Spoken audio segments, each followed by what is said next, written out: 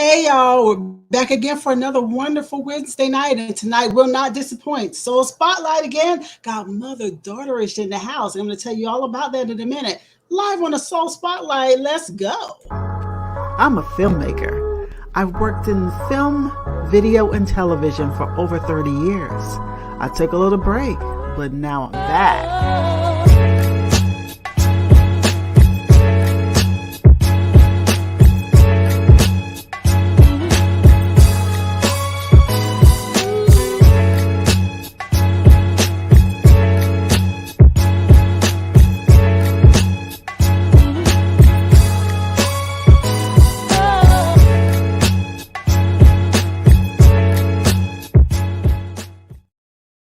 Hello and welcome to another edition of Art Imitates Life. I'm Tanya Dixon, greatest place for news, entertainment, all kinds of things for you.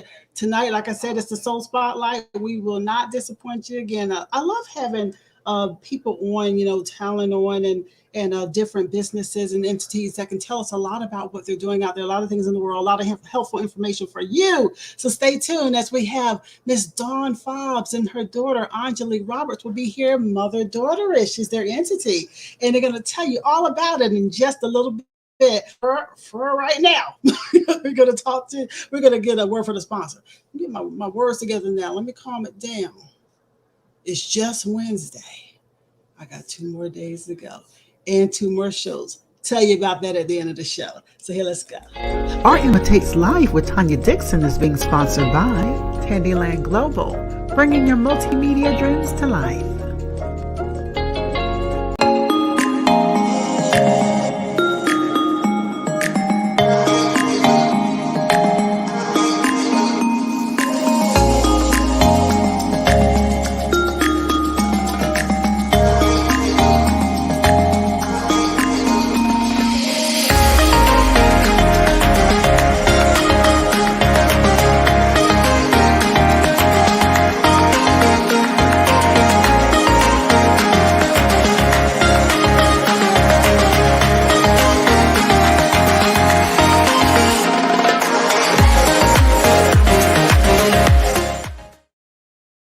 As I always tell my team, we're on the living room. I feel like I should be doing a fist bump at the end of that. And I hope you're doing one too, checking out our website, tandyland.com, for all your video, film, and multimedia solutions that you need. So definitely check us out. So coming in with the Soul Spotlight. The ladies are coming in just a moment. Here we go. And I'm going to invite them in as soon as we roll the opening.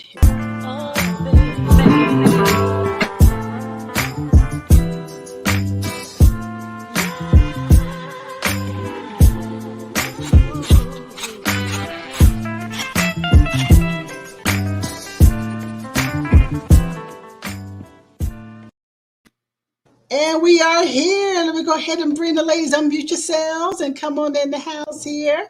Hello to Miss Dawn Fobbs and her daughter, Aungelique Roberts. How y'all doing? Welcome to Art Imitates Live. So doing wonderful. Feeling good over here in Texas. Yes. Texas. What part of Texas? We are outside of Houston and Katy, Texas. So if you want to just say Houston, Texas. Yeah. Oh, I used to live in A-Leaf, so I'm very familiar with Katy. Yes. I graduated from high school at A-Leaf Elsick, and so I am very familiar with Katy. I think that you're from Lizzo's neighborhood. Yes. Same high school. Yeah. Same high school. I'd like to have that talk with her one day about that. Because, it's kind of rare when you're a high school that defined that small, it was a small high school, but, that defined that someone is from the same thing. So, all right, Texas in the house. Thank you all for being here. But, I want to just go ahead and just really start talking to you about your entity. When I first heard about mother-daughterish and Layala, shout out to Layala J. Shout out to my girl Layala. Yes. Wow, what's up? But I just really I was so curious as to what your whole organization and your show, your podcast, and the different things that you've done. So first, just to get the mystery out of the way for so many people, tell me about mother-daughterish, and then we'll talk more about your whole platform. Okay, I'll start off and then Angie can chime in. But our Mother Daughter-ish podcast was really a source of talk therapy for us, between me and Angie. She's my oldest daughter. And I just thought that mothers and daughters needed to have just more meaningful conversation, getting to know one another, but also be able to have your daughters to carry on that legacy and, that dynasty, and just that conversation that you can build those stories through, that they can be telling their grandchildren and their grandchildren, their kids and everything like that. So we just felt like we would have a talk show that focused on talk therapy between mothers and daughters, but then also having a show that's going to really be about building bridges instead of tearing mothers and daughters apart.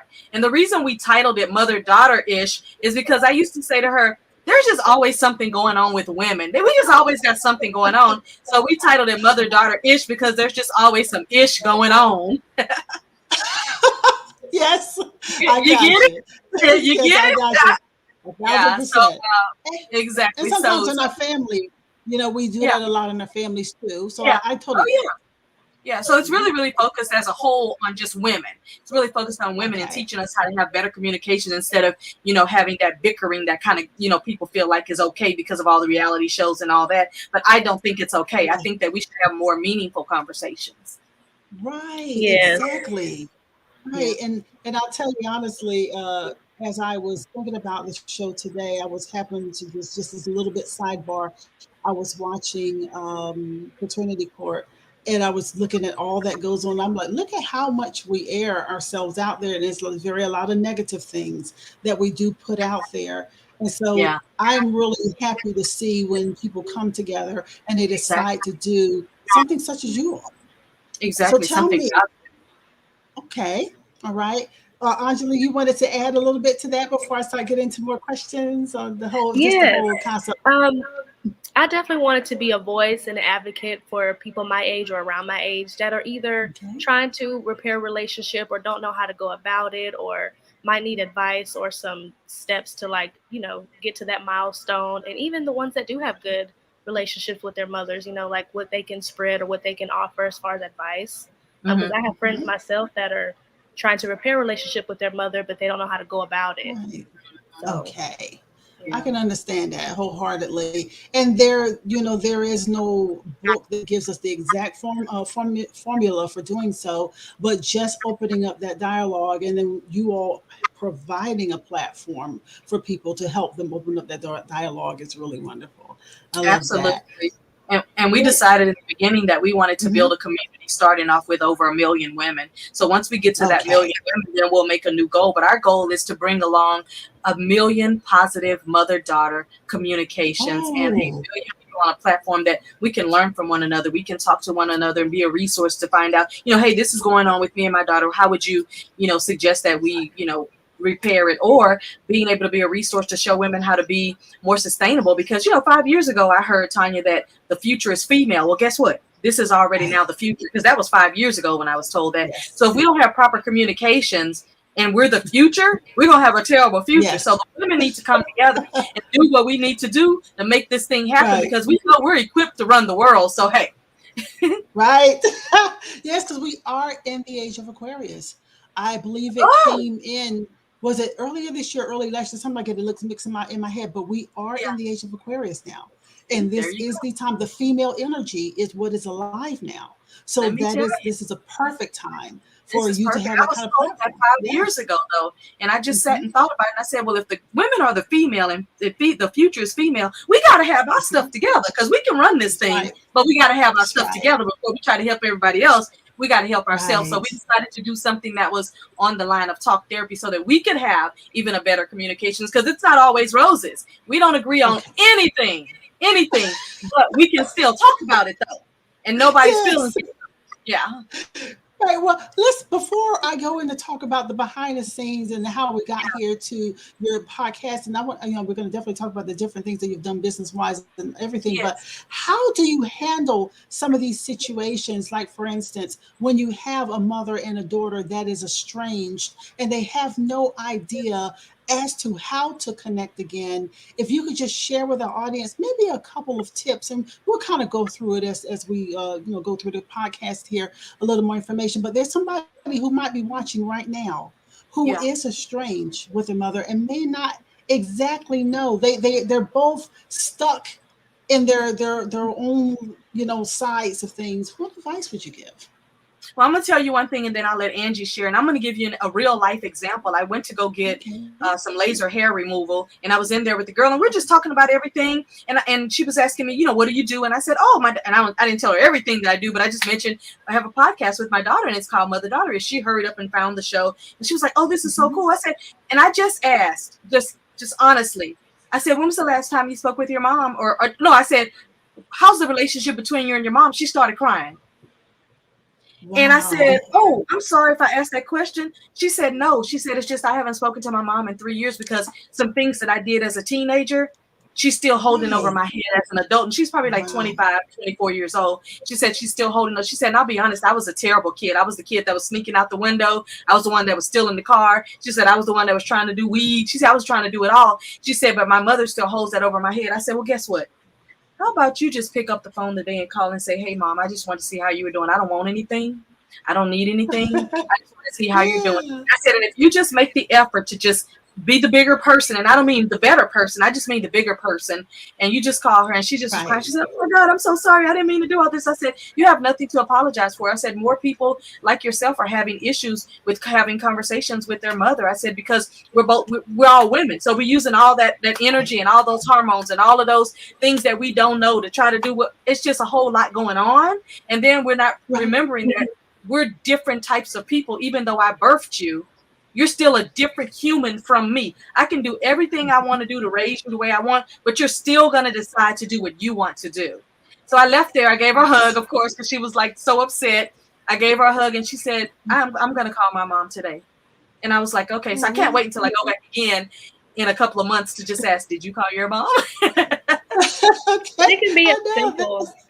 It can be as simple as a phone call, or coming over to have a talk and doing something that'll break the ice, like cooking. Because that's something she and I did. We did that. Didn't we? I was like, I'm gonna probably go to the store and get some stuff that one of those meals that she likes me cooking. And she baited me in with my favorite meal. Because you can't say no. You're not gonna say no to that.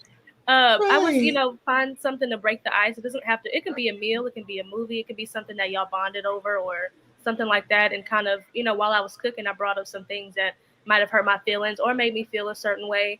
But you also have to work on your delivery too, and be proper in how you tell someone how something hurts you. Because, the way you say, your tone, your delivery, it can really mess up a lot. So. It can really mess up a lot. And so, mothers and daughters are either in a space where they're having a close connection, or they're going into trying to figure out how to have that close connection. And I said some things that got back to her. It hurt her feelings. It caused an issue. Well, she came over and she told me exactly how she felt about it. And I apologized, and I didn't say that dumb, well, I'm sorry if I hurt your feelings. I just said, oh, I'm sorry. I didn't know that I had said, I don't remember that I had said that, but I'm sorry that I did that. And that was the end of that. And we moved on. We didn't fester on it. And that's one of the issues. People will fester on it. I feel like at some point you have to wake up one day and just say, you know what, I'm done with all of this, not talking and not having a conversation. And I don't want to have any regrets if something happens to either one of us. And that's just kind of the decision that you have to make. So for anybody who's listening, who doesn't have a great relationship with their mom, I would tell you, I know that mental issues play a part of all kinds of things. So there's not a whole lot you can do with that, but you can at least put your effort forward, whether it's calling a few times a week to just say, I don't want anything. I'm just calling to see how you're doing. That right there is the best icebreaker too. Right. Yeah. Can you really give this to people? And I try to tell people this when it comes to an apology. Sometimes people, they believe that an apology is, I'm sorry that you feel that way. That's not an apology to me. Right. That's what she was saying. She said delivery. Yeah, that delivery. And I have to be honest and say, I understand why people say it that way. Because what they're really, I'm going to break this down. What they're really, really saying when they say, I'm sorry if I hurt you, what they're saying is, I did not know that I hurt you, and you feel that I hurt your feelings, but I felt like I was just saying what I wanted to say. So they're not really saying like they are deleting what you think or what you said, but they don't know, like my daughter just said, they don't know the delivery. So they deliver it the best way they can, and not realizing that they're not saying it the way that you really need to hear it. And when you're apologizing to someone, you need to apologize the way they need to hear it, not the way you think you want to say it. Yeah. There you go. Because that's what I just wanted to hear your explanation of how that can be for the people out there, because I don't personally, I'm just going to speak for myself personally. I don't like it when a person apologizes to me and says, I'm sorry that you feel that way. That to me is, you're not co-signing with me on anything. You are basically saying that I'm feeling some way, but you still feel another. Let's come together. Let's co-sign together on this. That's exactly what they're saying. They're saying you took it this way, but even as I'm apologizing, I don't feel like I did that wrong. And I understand why people do it, because their conviction is their conviction, and that's fine. I got you 100%, ladies. Thank you. Now, I want to roll the clock back a little bit. Yeah. How we got to mother-daughter-ish. Now, it's my understanding, Miss Dawn, you've had a lot of different entities. You've read a lot of books. You've done a lot of stuff. Let's go back and let's talk about how everything got started in your being this serial entrepreneur and even being a business consultant. Let's go. How did it all launch for you? I'm so glad you asked that question, because my daughter and I, we get asked that all the time. And I'm going to exactly what I'm going to tell you. You're going to know I'm telling the truth, because she's sitting right here, so I can't lie. But we have been talking one week, just talking about so many things. I mean, and I just woke up at midnight, because we have been texting funny stuff. She'll send me funny stuff from Instagram. I'll send her funny stuff or something about food or whatever. And she had just been texting me all that evening. I just couldn't even sleep, because we were just talking about funny stuff all evening. And something went through my head. You know how you get that flash of thought? And I said, we need to start a podcast called Mother Daughter, but it was the cuss word that stands for ish. And I said, we need to start a podcast, because it's always something going on with women. We always doing something. We always doing too much. She always tells me, you're doing too much right now. You are so extra. And so I have to show her that that's really me. I really am extra. And she hit me back and was like, she hit me back with that, oh, okay, that's cool. What she didn't know is now my brain is starting to spark. It's starting to go. So I got up, I got a stack of scratch paper, got a pen. And I started writing, oh, we can do this, we can do that, we can do this. This is how we can make money off of it. This is how we can do this. This is who we can partner with. This, we can do this. And I told her, okay, let's get together on, it was like a day or two later. She got to the house, and what I had. A binder with about 437 pages. This is overnight. This is the whole plan from the who, what, when, where, how, why, and how to market it. This is the whole plan I came up with in 4 hours after I sent her that text message, and she said, okay. Now, if she had said, let me think about it, I don't know, I would have left it alone, because I don't want to force anybody to do anything. But when she got there and that she saw that binder with about 400 pages, what did you say? I was like, oh. And it wasn't empty pages. They were all filled out. They were all something with brainstorming related. Every page was filled out. And I had my binder of my own to do the same. I had created her own binder. I had put all of her scratch paper in there. I put her picture on the front. And I said, everything we talk about, this is your binder to take your own notes. I know mine is bigger than yours, but eventually you'll fill yourself too. And she said, oh, I got to step up my game, because I don't think I was going to take it from beginning to end. But as a business development consultant, and that's what I've done for 25 years, my brain thinks, in my brain, I think money loves speed. So if you have an idea that's an additional income for you, if you don't add speed to it, then that idea you already put out into the universe. And now anybody can free will take that thing. So the first thing I did is I trademarked it. Okay. We were off and running from there with the logo and the this and the that and the EIN and the DUNS number and the everything. Say we that needed one more to do. time about money like speed. Say that again. Money. I didn't say like. I say loves. Loves. Money loves speed. Like when I get an idea to write a book, the book is done in 3 days. That's a done deal. It's a done book in 3 days. I'm not going to sit around and wait 6 months to write a book, a year to write a book, then it take you 3 months to upload it. I can't do that. Money loves speed. Money loves speed. And when you get that burst of idea and your spirit within you says this is what you're supposed to do, you take off like whatever you want to take off, like a speeding car or whatever. That's what you got to do. Money loves speed. Take that advice, folks. Take that advice. Absolutely. Absolutely. Right. Now continue on with your story. What happened next now? So after we got serious about it, and I was like, okay, I don't want nobody else in the universe to catch this feeling. I trademarked it. We got the DBA, we got the EIN, we got the DUNS number. We went down the road, the bank account, the logo, the theme song made. I mean, we just did everything we needed to do to set it up so that all we had a responsibility to do was to market it so that people knew about us, and then to make sure we had enough shows. In that binder that I showed her on the day that we came up with this idea, I already had about 200 topics we could talk about. And then I asked her to come up with however many topics she could talk about. We merged them together. We got enough topics until next year sometime. We'll never run out of things to talk about. So again, money loves speed, so we had to move on and do it. Now, we came up with this. This was the end of July.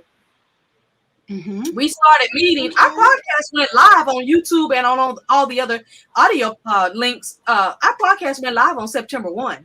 We did a little teaser show on the 25th of August, and then we went live full feed. We do a Sunday show, a Wednesday show, and a Saturday out and about. So we're uploading 3 shows a week. Okay. All right. So what do you say to people out there who are trying to get themselves ready, get their mind ready? Because even I was one of these people, even doing this podcast. This podcast here was an extension of my radio days when I did Blog Talk Radio. I did radio back in the day. But I actually, it took me a moment. I just was like sluggish. I just could not get the lead out. And I just could not get myself the motivation to step out here, because I knew this was stepping back into that whole broadcasting again. And some people say it's just YouTube show. No, this is a platform here, y'all.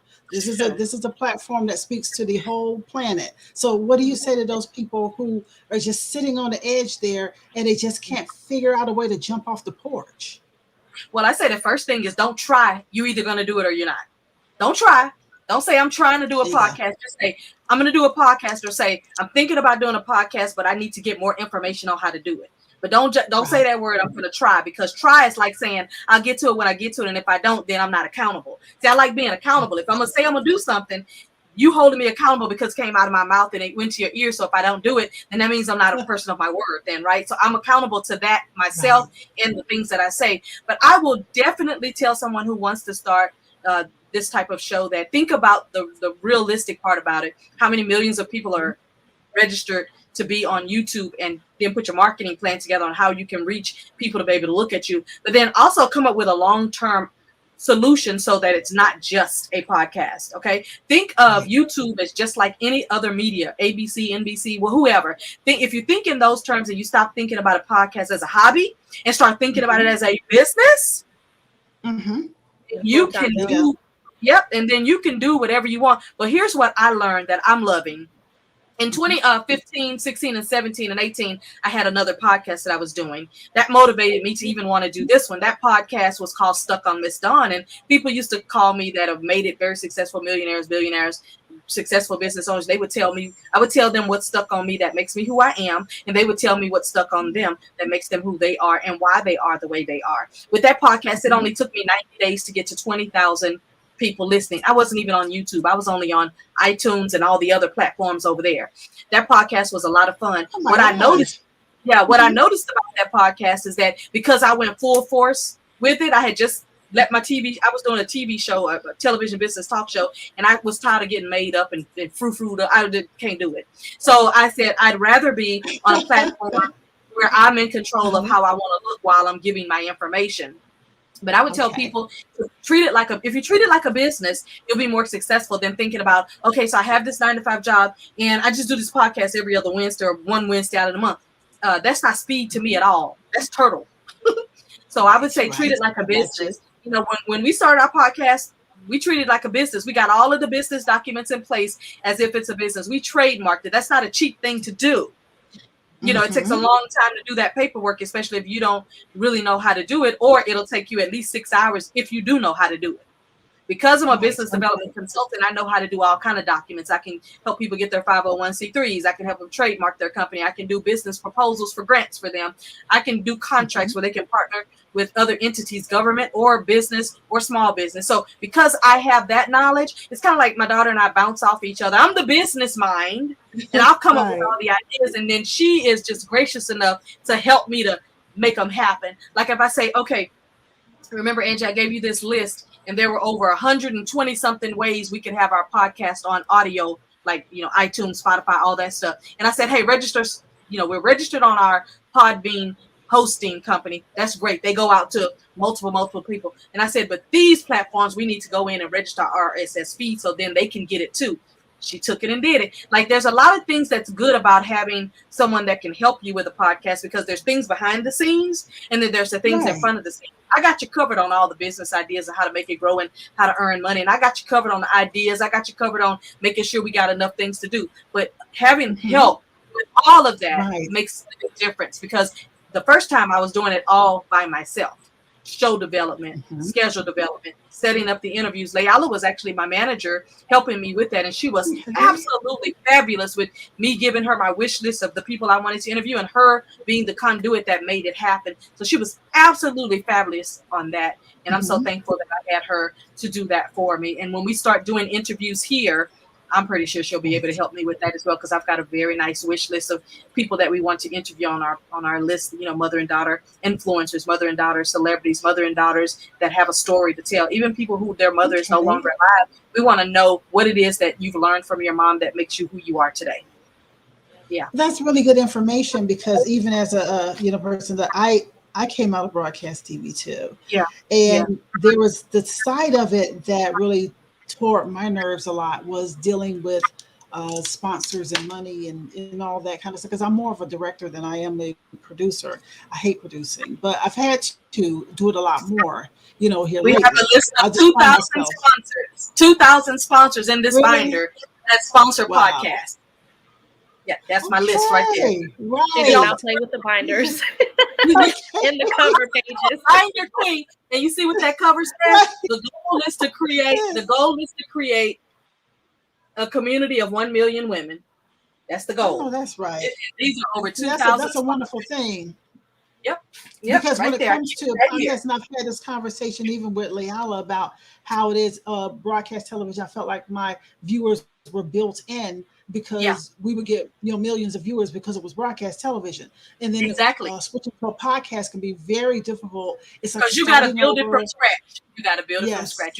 You got to build it and then figure out a way to make them come. You know what I'm saying? And if they're already on YouTube, all they got to do is go over there and hit subscribe, go over there and hit notifications, and then when they want to see what you got, see, this is the part that we are getting to educate people on, is we're asking for your support. You're listening to our information every single time we come on. We're educating you. We're making you laugh. We're talking about things. We're sharing things. We're showing you how to communicate effectively. All we're asking you to do to help us as business owners of podcasts, we're executive producers and hosts, all we're asking you to do is just hit a little subscribe button. And once you hit that little subscribe button, what it does is it helps us, because then at some point when we get certain numbers, then we can monetize from YouTube on it. So then we don't even have to ask you for money. We don't have to ask you for anything but your listening ear and maybe a comment every now and then. But people should be so gracious that they go and at least just hit the subscribe button to say, you know what, I'm going to help these girls out over here. And all I got to do is hit a subscribe button. I can do that in my sleep.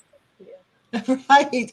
That is the struggle right there. And I'm glad you're speaking about it, because that is the struggle. I was having this conversation like lately, like seems like I'm having it every week, 2 or 3, 4 times a week, where I'm just trying to figure out that formula. And I want to talk to you behind the scenes on a couple of things, because I had a conversation recently, and I'm just going to check with you on some stuff. But that to me is that is the struggle. But if you have a plan, like you have a plan, do your plan, and I truly do believe that.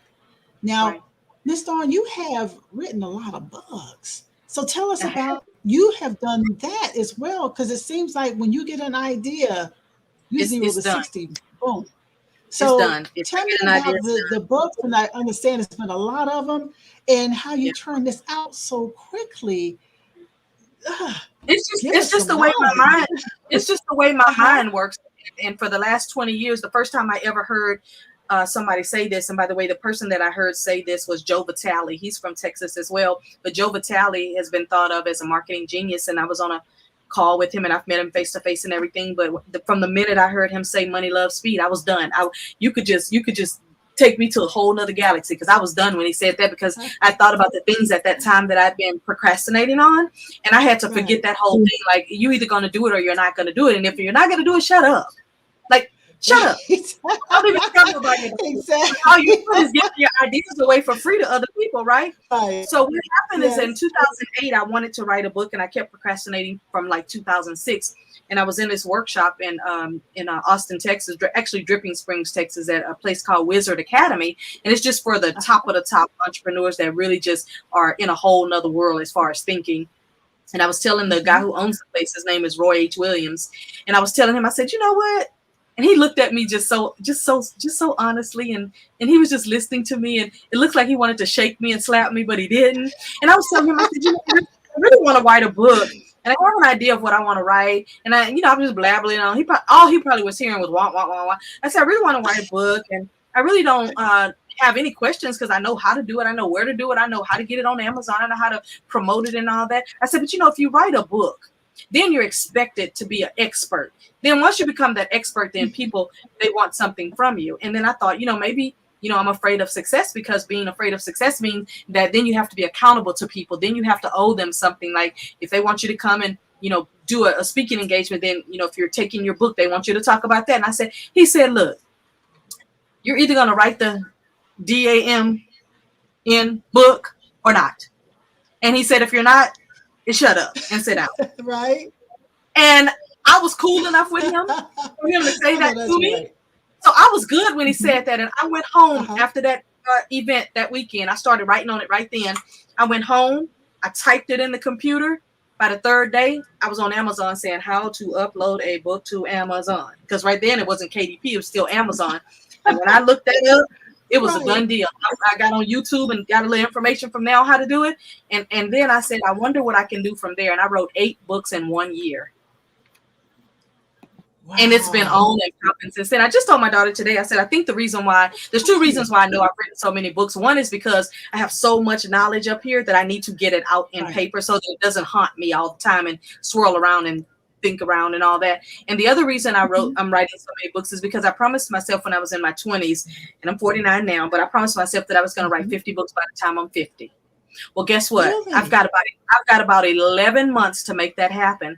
Those other 20-something books are already over there on my third desk. They're already written. They just have to have covers put to them and up on Amazon. So I'm going to keep my promise to myself, because that's personal. Okay. And so, but they're always information that I learned. Okay, mostly about business type things, life type about things. Business. All about business. I only wrote one book that wasn't business, and it was called How Many Frogs Do I Have to Kiss? But that book was really what we learn in relationships, but also what we teach in relationships, and how we can take what we've learned and apply that to our everyday life to make us an even better person. Because you may not think you're learning something in a relationship because it ended. Oh, but you learned something. You learned something. And it could be something that you could apply to your life. It could be a change, or it could be something you want to move forward with. But other than that, all of my books are business books. I have a book on, why you should have a nonprofit organization, even though you have a for-profit entity. I have a book about how to get as many grants as you can get. And then I list all the 29, 30 ways that you can get that funding. I talk about how to contract with the federal government to increase your, contractability with your business. Because a lot of people don't understand, you can have your own business, but you can also contract with the government or any other entity. Let's just say you're a speaker. You can take your speaking ability, write a book, you become an expert, you get contracts with all these different entities, and we're talking 100, 200, 300, $500,000 contracts. We're not talking about a $50,000 contract. We're talking about $500,000 to $1 million contracts just to go out and talk about that thing that you say you're an expert with. So I've spoken at the City of Houston at their administrative program. I've spoken, for corporations. I've spoken for small businesses. I've spoken for entrepreneurs mostly. I would say 80% entrepreneurs. I have a book also that I wrote about how to become an excellent speaker. And then in that book, it has over 70 different ways that you can get into the speaking industry and how to look for those type of speaking contracts. I also teach people by helping them to write their book. And I again, 3 days is all I'm going to give you. I'm going to tell you everything you need to do. I'm going to give you my formula. You just got to know what you want to write about. But from there, once we do the outline, I'll tell you everything you need to put in that book to make it successful. It's up to you to make it happen. But then I also teach people that once you get a book, how to increase those speaking fees from those little $500 to $1,200 to $25,000 on stage or more. So I'm not only educating you on your book, but I'm educating you on how to increase your speaking fees and your likability so that they would even want to hire you as an expert. Okay, I want to talk to you about the Solopreneur, but I want to ask, and you want to call Angie or Aungelique? Angie, fine. Yes, Angie. Okay, Angie. In the process of watching your mom do all of these things, what does that do for your mind as far as your direction of how you see yourself walking out into the world with business or anything like that?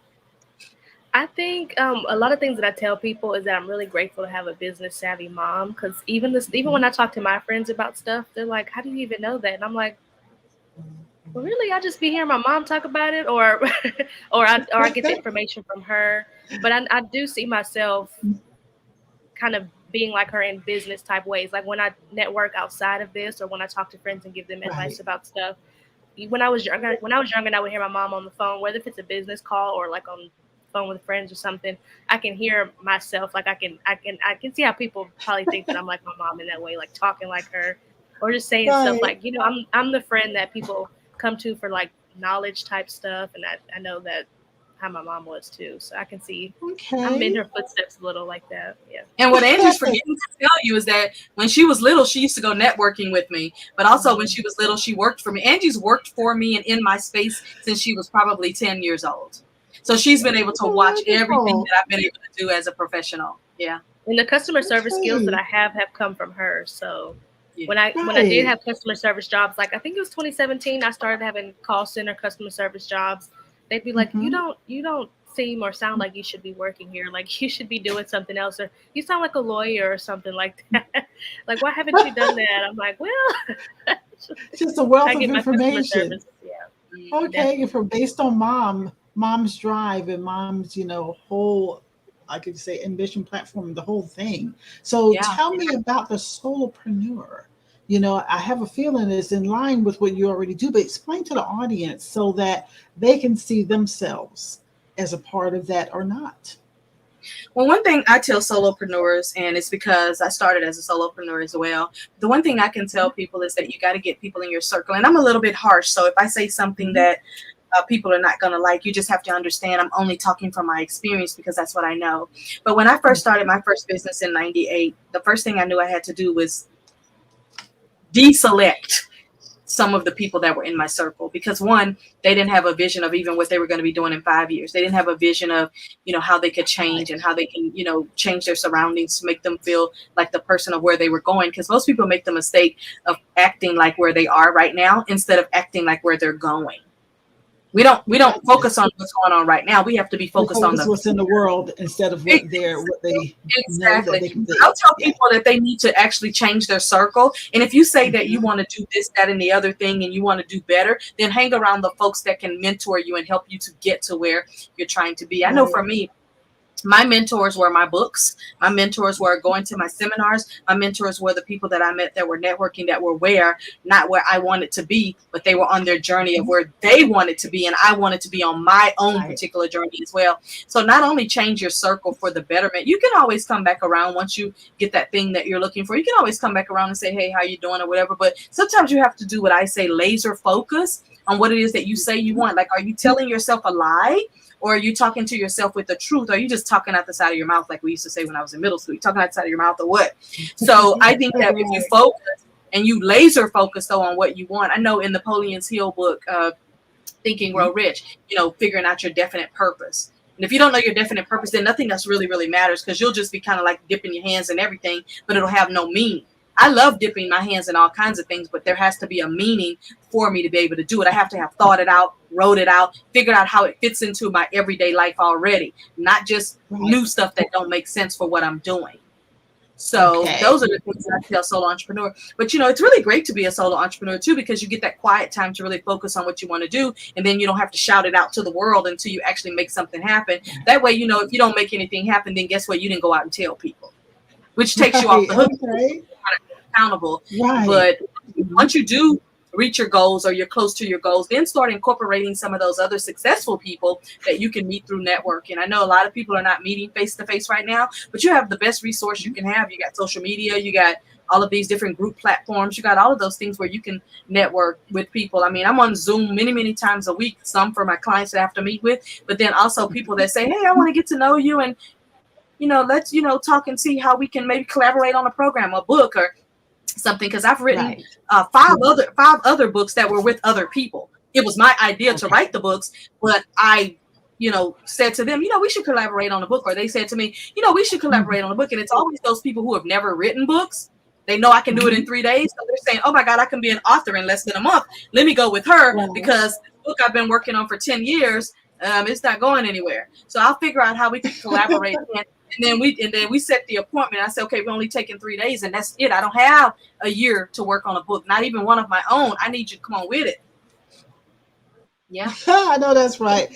But I do have a question, and this would be for about we know that last year with the whole pandemic, that kind of put a crimp in the plans of so many people. And even though this year, I guess you can say we're coming out of the whole thing, some people still haven't been able to find their way back on board. First of all, when it came to last year and the pandemic just kind of threw a lot of people's life plans off, what advice would you give to people who have threw their life plan off but are still trying to find a way to get back on right now? So my advice that I would give is real life advice is that you got two choices.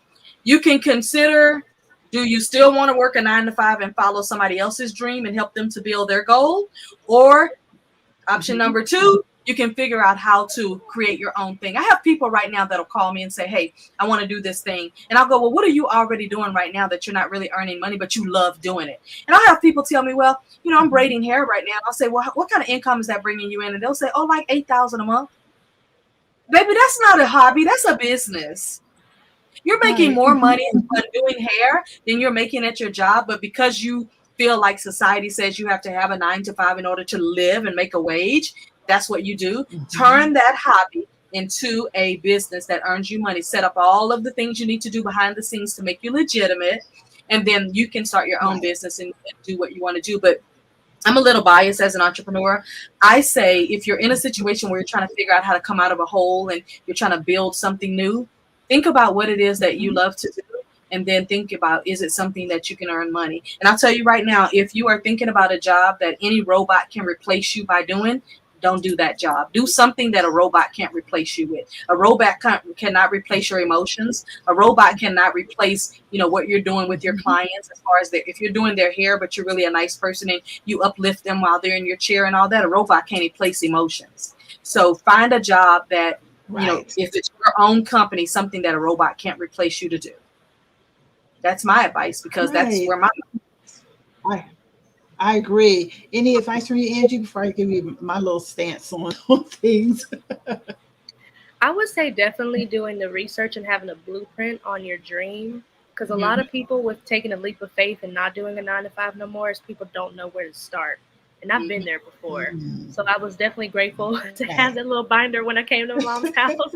Because that was our little blueprint. But I personally have friends that want to do their own journals or planners or something different, but they have found vendors that are too expensive for shipping. And I mean, you really just have to know shortcuts and, have a blueprint and a lot of research. Because I know a lot of people that don't know where to start and they're just sitting on the edge of their bed, just like, I'm going to do this on the weekends. And then you have my 9 to 5 Monday through Friday. But And what's the first thing you did when your friend asked you where could she start, get her journals printed for an affordable price? What'd you do? I picked up my phone. I said, well, no worries. Let me ask my mom. I'm sure she knows like a million. And I text you back in a hot second. Tell her to go to youprinting.com. She can print her planners for like $3, sell them for $25 or $30. She's good to go. She was like, okay. I pass that information right along too. Because I mean, anytime, 9 times out of 10, when somebody asks me something and I don't know, I'll go to my mom. Yeah. Because she's like, I know you're gonna know. Makes a lot of sense. And yeah. I'm sorry, my sound went out for just a second. I don't know if you all are seeing me break up a little bit because I Yeah. think my stuff is going in and out, but I think we're back right now because it had a Yeah. big drop out for a moment there. But you know what I think about is I tell people all the time the way that I feel about it is that it was put into our heads centuries ago that Yeah. we had to work for a living. That's work to live, and it's not. We were never supposed to work to live. You know, we were supposed to live and then we do some work and but I think people feel like they should not enjoy what they do because of that concept that was nailed into their heads for centuries. And so that's why I look at now is people don't understand when you want to go and do things or you strive to do things that they don't understand because they feel like you're having too much fun or you're not serious about something because it's not the kind of thing that they've chosen for themselves. So that's another thing that I think about. I don't know how you all feel about that, is that you should enjoy. We work hard and we play hard. We work hard and we play hard. That's why in my business, I have this thing about I'm going to work. But then there are days where I'm shutting everything down. There's days when we're going to get on a flight and go somewhere. There's days we're going to take a road trip. There's days, when we do our Saturday out and about, oh my gosh, we have so much fun. We don't even look at it as we're doing this for the podcast. We look at it like, oh, I've been wanting to go to that restaurant too, or that place. Or we look at it like, oh, we get to do what we want to do and have fun with it. And then we also get to build a community around that space. So I can never think of a corporate job prior to 1998. I could never think of one job that I had before that I thought, oh, this is so much fun. I can see myself doing this 20. Never.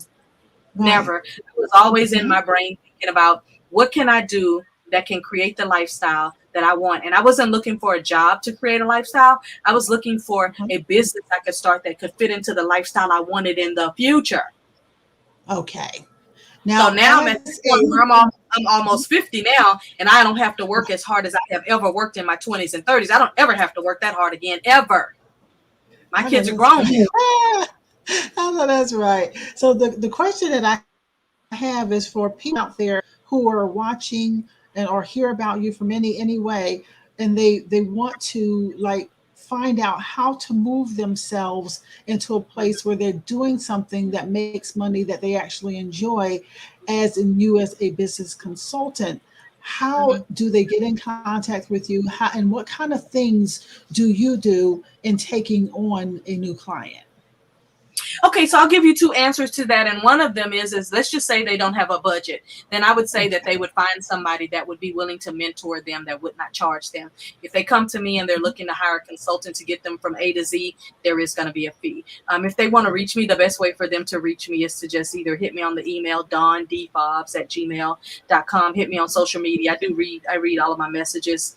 They can hit me on Messenger, through Facebook or something like that. But I will tell them that they need to get into a circle of somebody that can help them, whether they're paying for it or whether they're being mentored to do it. I do feel like, though, when you put some skin in the game, you'll take it a little bit more serious. Sometimes when you're getting things for free, you just kind of, take it as like, I'm getting this for free. Okay, I'll do it if I want to do. But I feel like when you put some skin in the game and you have to pay a professional to really help you to put a roadmap together, then I feel like you're more likely to actually do the thing that you need to do. I do a complimentary 15-minute consultation to just kind of listen to what it is that you're trying to do. And then I'll give you some ideas on how you can get started. I'm not going to give you the whole gamut and write out a whole plan for you, but I'll say, have you thought about this? Or how about if you do this, that, and the other? And then I also kind of test them and see, well, how far have you taken that idea? Is it just something that's in your mind, or have you actually researched and put your own skin in the game of, do you want somebody to research that for you?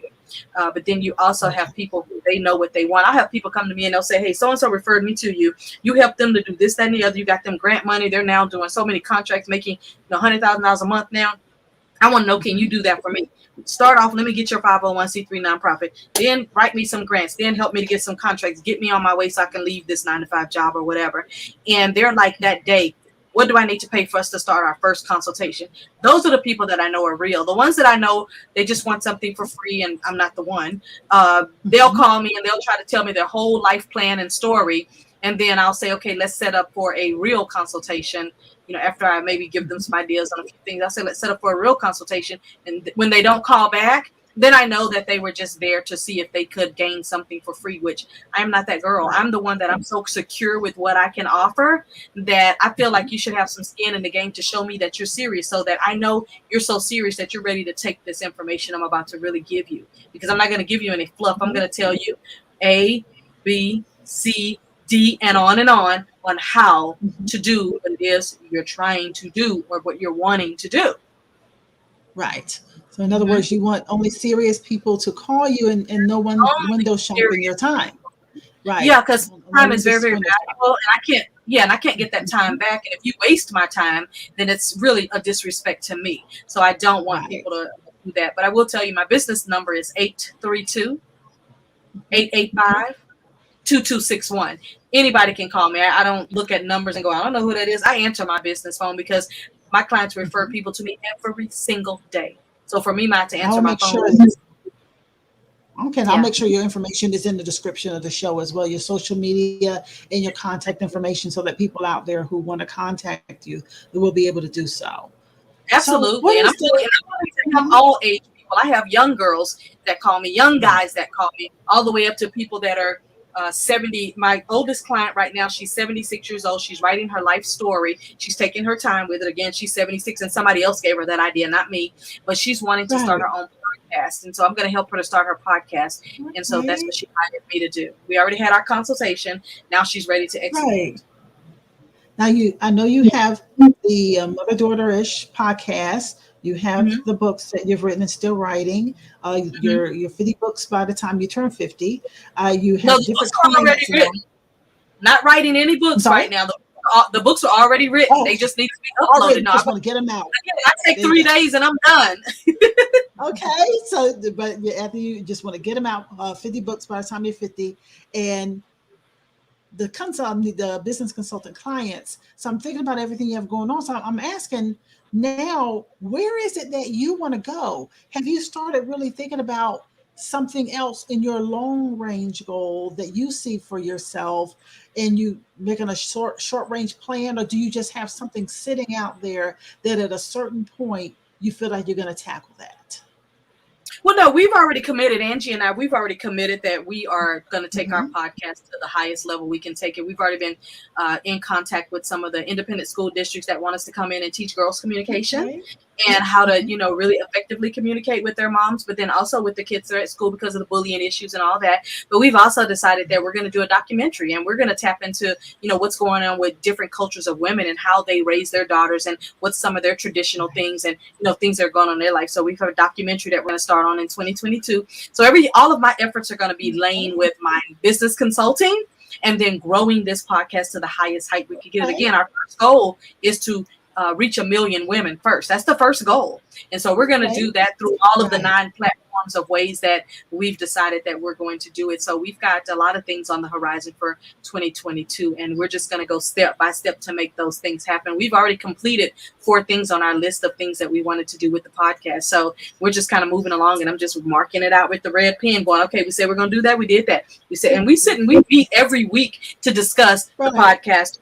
Podcast to talk about the back end of the business, to make sure that everything on social is going good, because we don't just trust that it's just all perfect. We go back in and check and think about things, and Angie sends me messages every day about, okay, the podcast is uploaded here, okay, I did the social media today. I mean, like, we're in constant communication about what we're doing, because she has her role in the podcast. I have my role in the podcast, but then I have my other role as a business consultant. And she helps me with that as well. She'll sometimes set my appointments for me, make phone calls, follow up, and things like that as well. So, just a team is really, really good. Another thing I guess I would tell solopreneurs is, if you have children, show them what you're trying to do in your business. And the reason I say the trying is because I think that if you show them how you're earning money to support them, I think there'll be more easy to help you out. Like when my kids were small, I never wanted kids that when I have to leave the country or if I have to go somewhere, I never wanted kids that would hold on to you and cry and drag. And I never wanted a kid like that. So what I did is I brought them into my office and showed them, this is what I do to be able to feed you guys. And so it was like, okay, when I'm ready to go, they'd be like, okay, bye, bring us something back. Because they're like, okay, she has to go do what she has to do so that she can build the business that she's trying to do. So we want to be with our mom all the time, but we know she has to work. So if she doesn't work, we don't eat. It's like, she don't work, we don't eat, everybody starves. We don't get those new I shoes we want. understand. Exactly. And you don't get those new shoes you want. So I tried to bring it into perspective because I never wanted to ever walk out of my door, leave them with a nanny, and they cry and scream and beg. I never wanted a kid like that. So I trained them when they were very small to not be those type of kids because I didn't want it. I didn't want it. And that helps them to see a different vision of the woman, the working woman, the worth of a woman, the whole nine, because our society has not been so kind. And I don't just mean American societies, I mean across the world. We know many countries where the worth of a woman has not been 100%. So to hear you say this and to exemplify this, not only to your own children, but to the world, that's a phenomenal thing there. Absolutely. And I think that is something that we, especially as we mentioned earlier, here in our age of Aquarius, that we've got to do a whole lot more of. So what advice would we give just to the women in general? It's time now for that voice. So let's give some encouragement to not only just, like I said, the United States sisters, not only just to Black or people of color, to women across the world.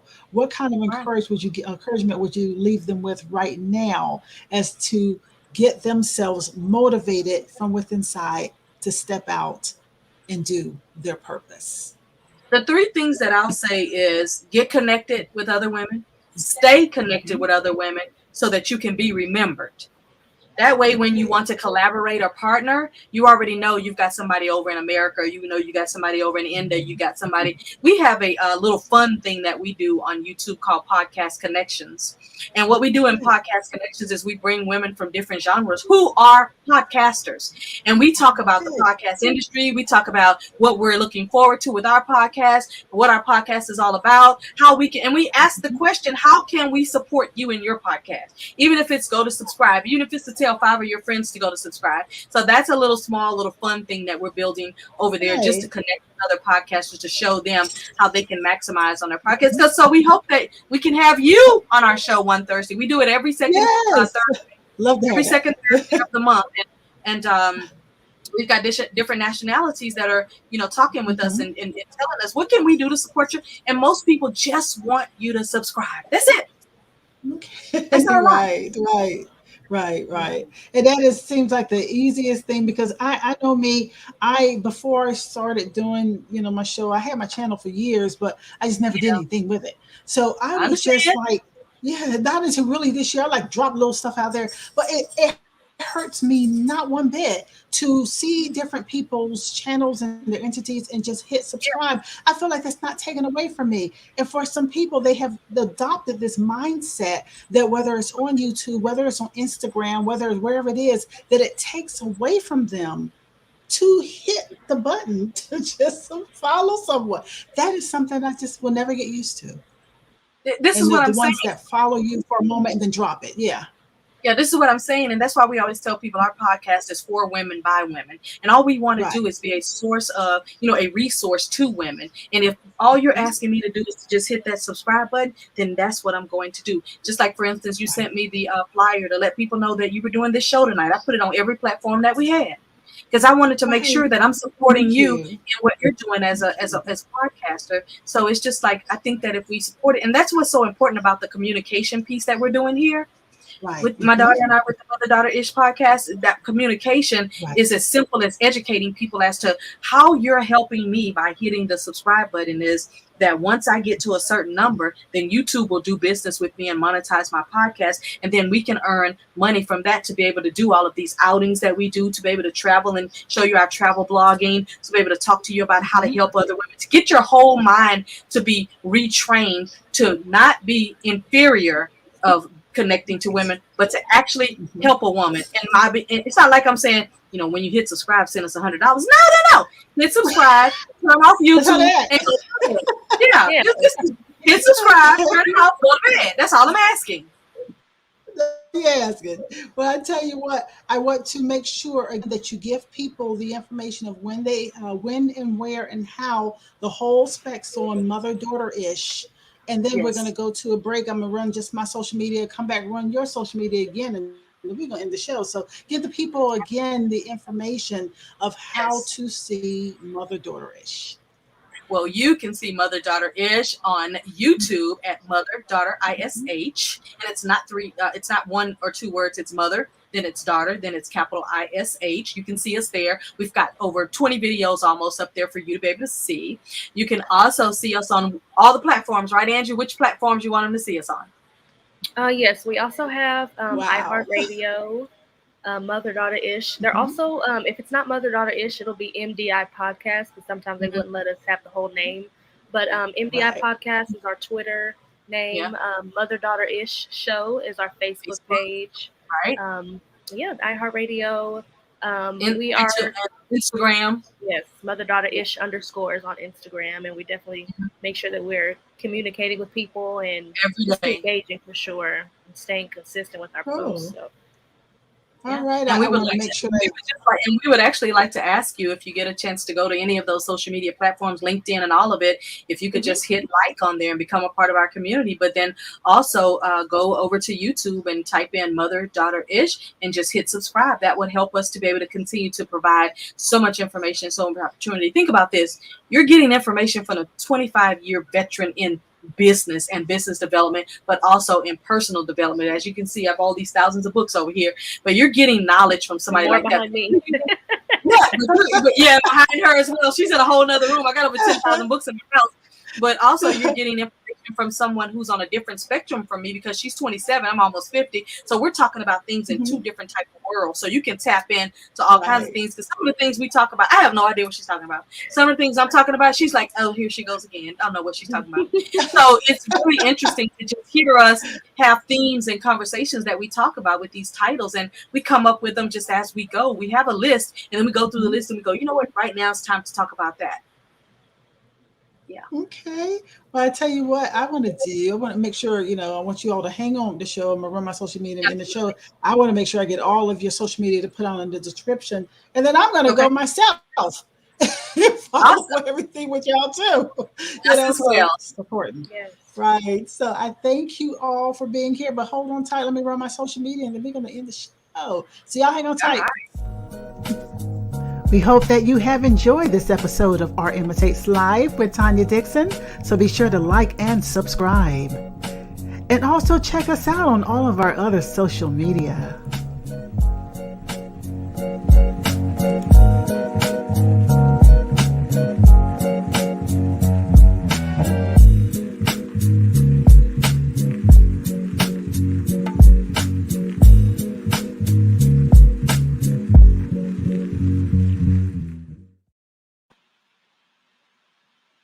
On my social media, because it's about time for us to get out of here. I've enjoyed having you all today. It's always nice to see women inspiring other women, and like we talked about at the very beginning of the show, not just being into the wretchedness that we sometimes see on the media, the TV and everything, just seeing positive, uplifting energy, just doing this thing out there. So I really appreciate you all being here. And I'm really hoping that you'll be in contact and come back at different times and let us know the different projects that you're still working on in the future.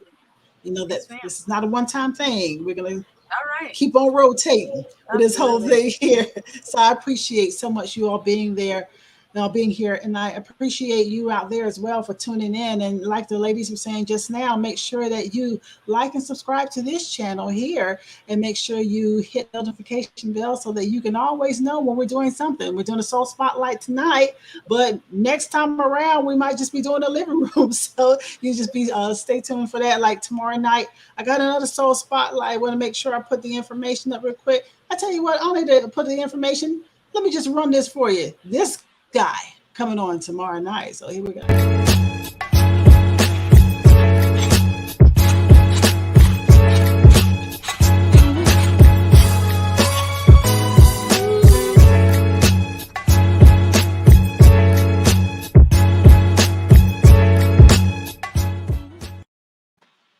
That was absolutely awesome. Yeah. That was awesome. I had Michael Collier on my show when I used to do my podcast in 2015. Really? And even today, he was my most favorite guest. He was so fun. He was funny. He didn't rush me. We stayed on the phone for hours, and he was so gracious. I just loved his interview.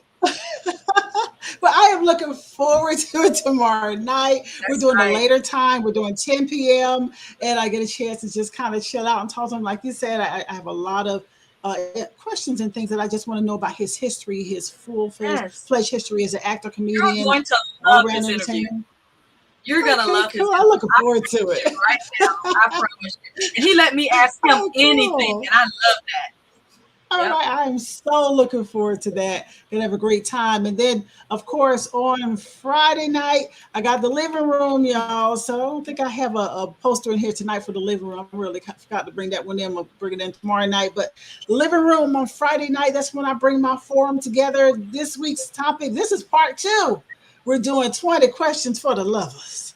And I'm sure they're going to be a trip. Yes, 20 questions for the lovers. I got to have you ladies in the living room sometime. It gets a little raw at times where everybody might get a little heated or just a little honest. And, we'll have you in the living room too so that we can really talk it out about a lot of different issues. So you got to open. Now, is that one also on this platform on platform like this, or is it okay? Well, good. I'm going to send you an email because I've got a wonderful lady that does a podcast called Tea Talks, and Miss Jasmine, her whole show, it is all about the rawness of love and sex and just all kinds of stuff, but she delivers it with much tact. So I'm going to send you Jasmine's information. I'm going to connect the two of you.